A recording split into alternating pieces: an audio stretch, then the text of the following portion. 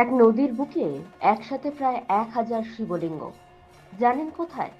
কর্ণাটকে শীর্ষে জঙ্গলের মাঝে বয়ে চলা শালমলা নদীর উপরেই লুকিয়ে আছে এই বিস্ময় সহস্র শিবলিঙ্গ।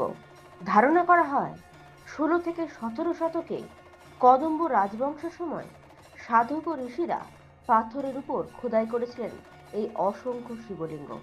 এখানে শিবলিঙ্গের সংখ্যা প্রায় 995 থেকে 1000-এর কাছাকাছি। সহস্র শব্দটি এই বিশাল সংখ্যাকে ইঙ্গিত করে। বর্ষার জলে নদীর জল বাড়লে লিঙ্গগুলি অর্ধেক ডুবে যায়।